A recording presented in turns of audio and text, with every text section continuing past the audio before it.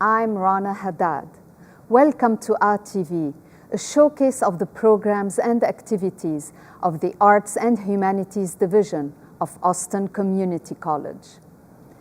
Our first selection follows the students of the Free Minds Project on their journey of discovery during the 2012-2013 academic year.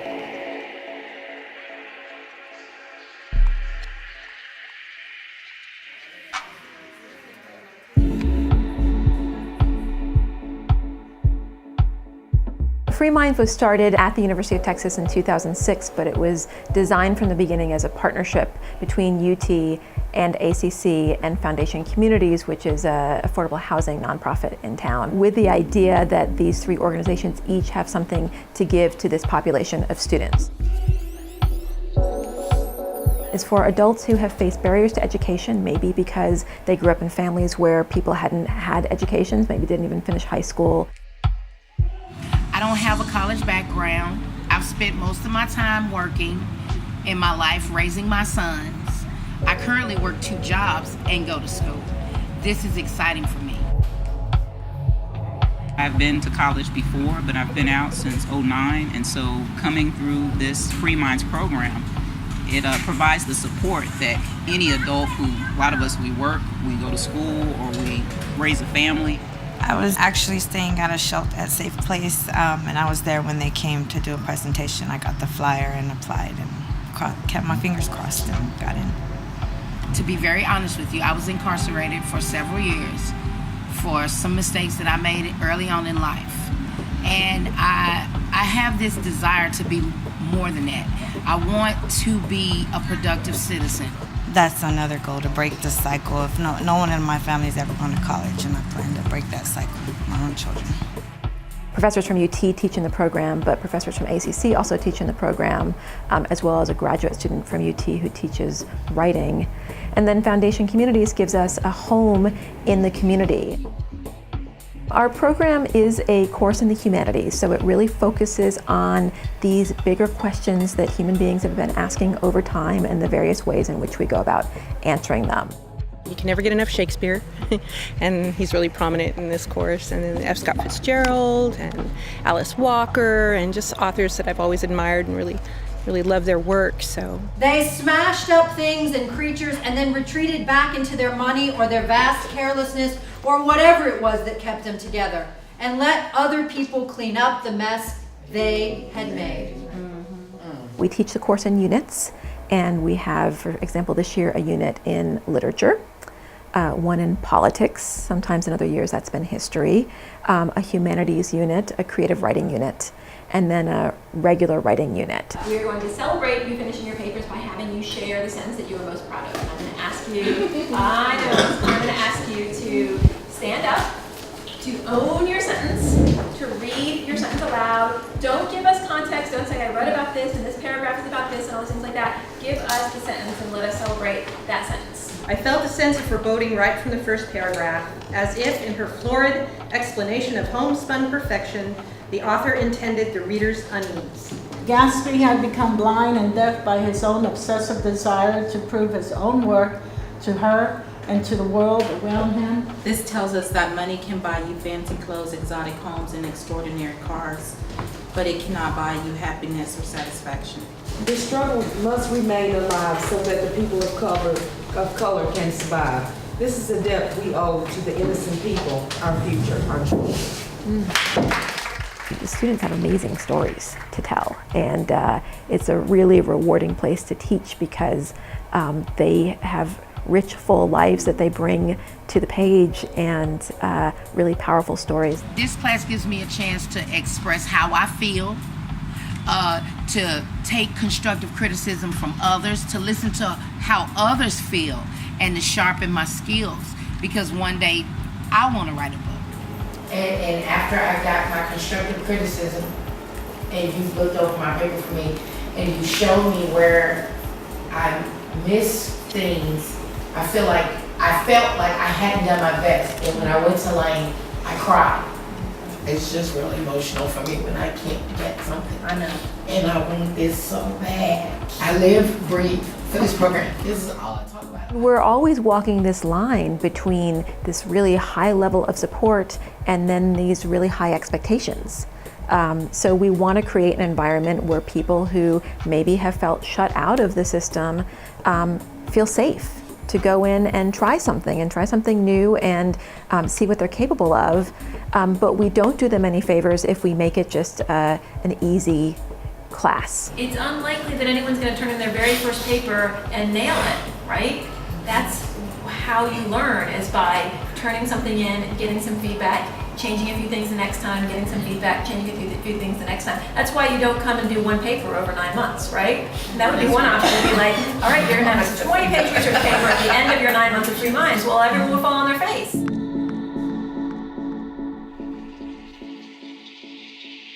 What we're doing is we are writing and reading what's called ekphrastic poetry. So first we're going to move through some of these galleries and we're going to look at some poems that Texas poets wrote in responses to works of art here in the museum. And we're going to talk about how people approach writing in response to art. What we try to do as a faculty is each semester come up with a larger question that we're all asking, so that the students can explore a question and then look at how that question is answered in different ways through different disciplines. So in the fall of this year, our question was, what are the rights and responsibilities of being a citizen? And we chose that as a faculty because we were in an election year. I'm 41 years old. I've had I've always registered to vote for 23 years, but I never executed my right to vote. It was the awareness of the politics that we're studying, decided to take a stand and start a new tradition that instead of just, registering, that I would take a stand and vote. The authority of politicians basically resides right up here in your head. And you decide whether to grant anybody authority. There's really a focus on professors as facilitators of conversation as opposed to lecturers. And there's a focus on how knowledge comes from around the table. People may not be accustomed to being in a group conversation like that. They may not trust their opinions. They may not trust their own analysis of a text. We are actually, I think, a family. The unconventional way of learning has really helped a lot of us, I believe. With me, it has. It's inspired me to do even more. In a larger sense, I feel like what we love to see coming out of the class is students really connecting to their higher aspirations for themselves and their families. That through building that confidence and through being in a space where they are wanted, respected, honored for what they have to contribute, they start seeing themselves in a different way. One day, reaching the top of the mountain to clearly see my way through. I am determined to climb over that mountain with knowledge and wisdom to pave the way to help someone else reach their destiny too. So many of them feel like they're in a place where they want to give back, where maybe they went through really hard circumstances and somebody stepped in and helped turn the corner for them, and they now feel a sense of responsibility for making that happen for other people. When they complete the class, they earn 6 credit hours. So for some students, these are the first college credits that they've ever earned, maybe the first college credits anyone in their family has ever earned, and they're theirs. They're transferable. They can take them wherever they go. Our goal is that when people leave, they are doing college level writing. So if they step from Free Minds into another class that requires college level writing, they know what an essay is, their writing is clean, and they're ready to get going.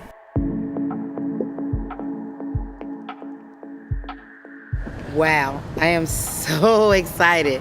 I'm already signed up for summer school at ACC. I graduated with a B, 3.0 grade point average. Never thought I'd be able to do that, but I did. This is a big day. It's a big day. It's an accomplishment. The 9 months was a challenge, especially when you're balancing work, school, and family.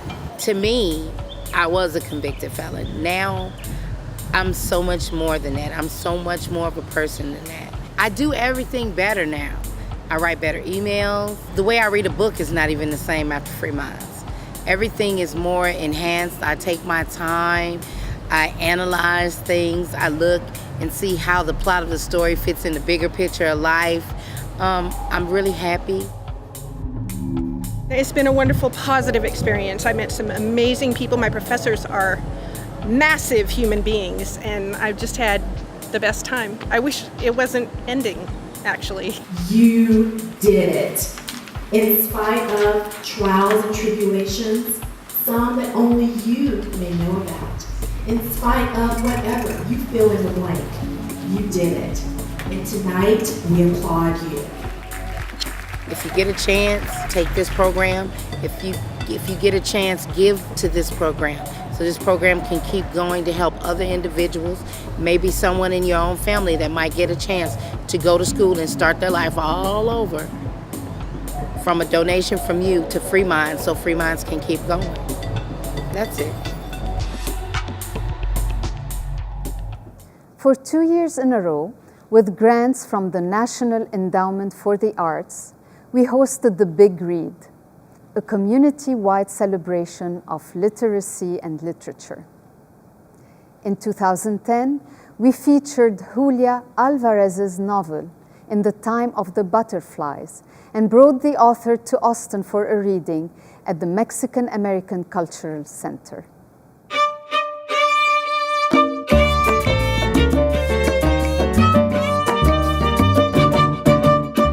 Inspired by In the Time of the Butterflies by Julia Alvarez, the Big Read gave voice to silent heroes. The novel chronicles the lives of the 4 Mirabal sisters who struggle against the brutal regime of the Dominican dictator Rafael Trujillo. Braving harassment, imprisonment, and even death, the sisters earned the revolutionary nom de guerre from which the novel takes its name, Las Mariposas, the butterflies. Was it for this, the sacrifice of the butterflies? Was it for this? Any number of things that we've struggled for as a human family. One of my favorite passages from Chekhov says that the task of the writer is not to solve the problem, but to state it correctly. So I think my job is not to answer that question, but to plant that question in the reader's mind. Alvarez visited Austin to discuss the role of reading in personal empowerment. I think that reading and writing, you are cultivating the kind of expansiveness and the kind of nimble imagination which allows you to become someone else. The 8-week program began with the premiere of The Economy Furniture Strike, a documentary about early expressions of Chicano political aspirations in Central Texas. Economy Furniture Strike was much more than a labor dispute between employees and management. It was a part of the Chicano movement that gripped the state of Texas in the 1970s. The standing room only crowd at the Mexican American Cultural Center included a who's who of local Hispanic leaders. Austin Mayor Lee Leffingwell recognized the Veterans Day reading by issuing a proclamation. The reading included ACC student writers who are veterans and featured National Book Award-winning novelist Larry Heineman. I didn't mean to write about Vietnam basically all my professional life, but sometimes you're given a story and you simply have to do the best you can with it. As a writer, I tried to be as honest and truthful about what I saw and what I did and what it was I had become. The opening on campus of an exhibit of Caribbean paintings coincided with the performance of Tijan and His Brothers by Nobel laureate Derek Walcott. The program included over 100 events in schools, libraries, theaters, and even jail. I'm doing a book club in the Travis County Correctional Complex for female inmates, and we're reading In the Time of the Butterflies. It's interesting to teach a book about women who are imprisoned to women who are incarcerated. And then I created a writing exercise where I asked them to write about what's the story you want your children to tell about you. And that was pretty incredible and very emotional for the women. The Big Read concluded with a performance of The Justice Project. The burden of proof falls to the applicant to prove they are not intending to immigrate to the United States.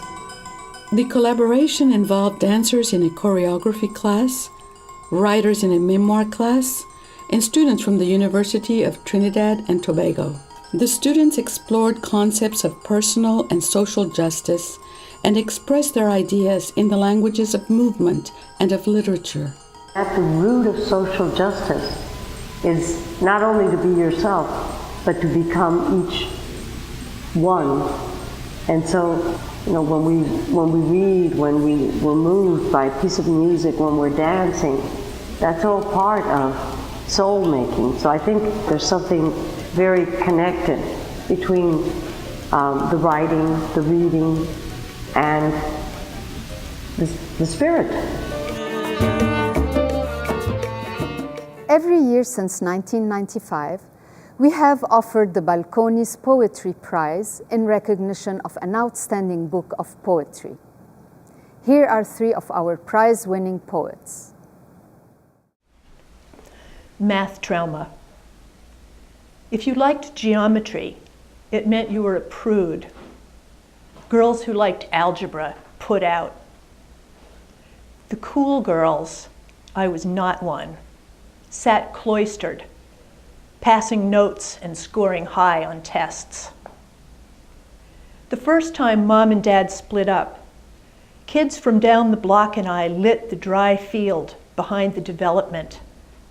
Then with wet towels beat back the racing edge on the verge of panic until we were sure it was out. I always got that feeling from math. I writhed like a snake over coals if it came near me.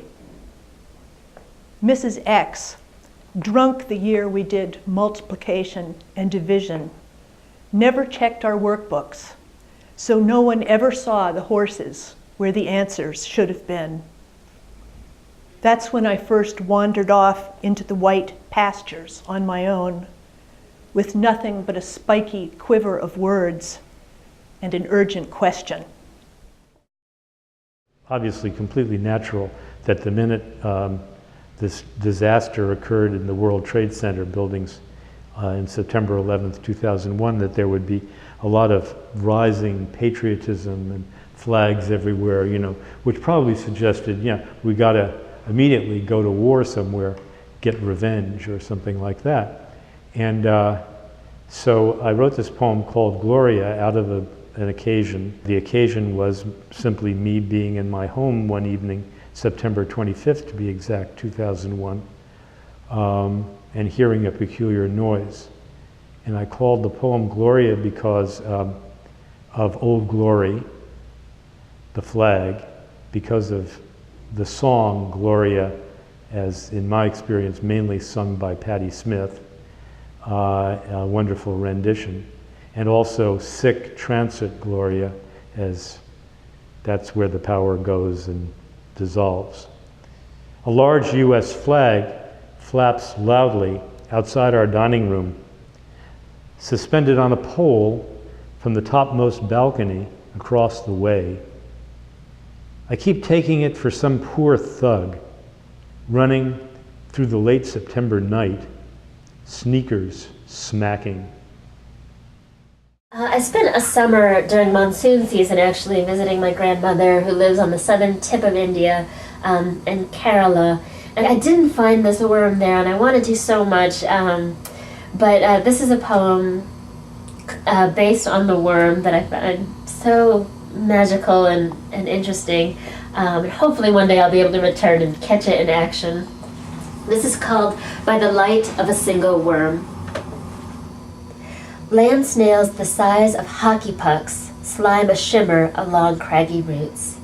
A mantis wipes her eyes with her forelegs like she's taking off a new sweater. A certain earthworm luminesces so strongly here, a zoology professor once wrote a whole lecture by the light of a single worm. My hand washes blue, and tiny hairs above the knuckle look electric. Soil becomes glitter, and even the flattest stone turns into cabochon. When I bathe, a lizard shaped like a cassava root with blue eyes spies on me from the corner of the ceiling. I've seen them fall on dinner tables, into noodle puddings, and the cold ceramic of the kitchen sink. I just know I will be next. I turn off the light, knowing that in darkness, these lizards run along baseboards, savoring picture frames until sunrise. I finish my bath in darkness with only the glow from the garden, and I listen for any evidence of a telltale splash.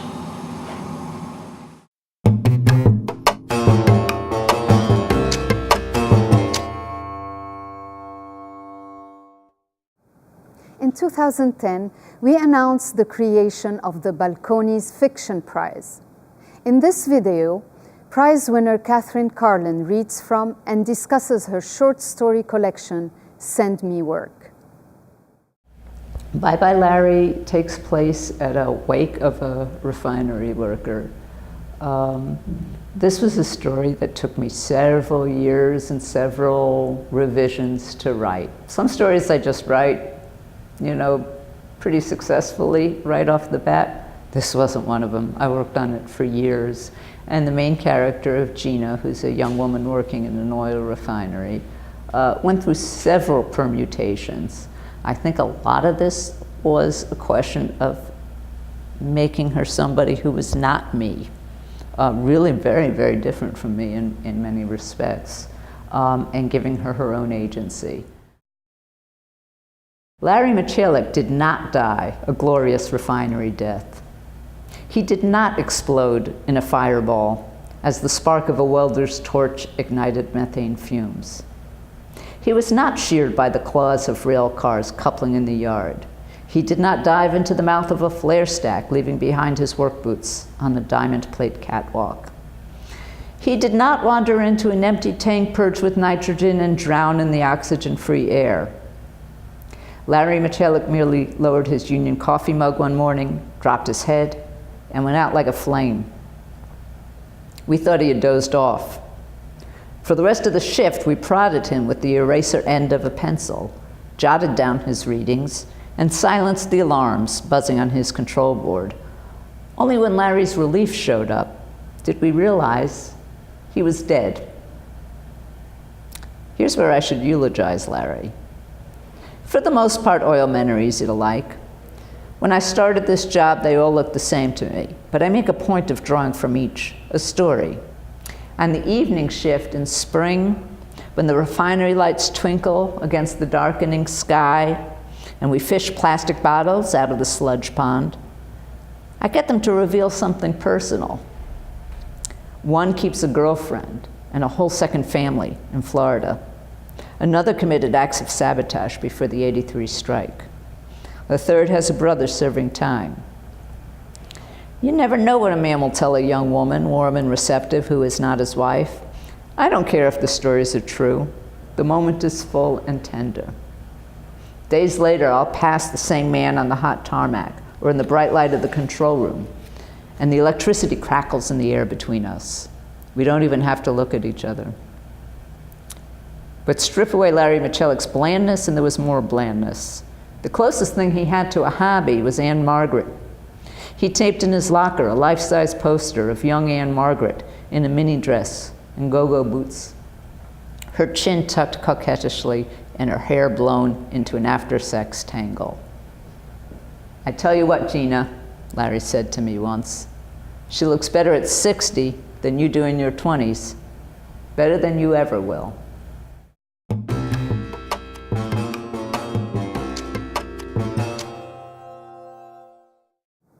I'm Rana Haddad.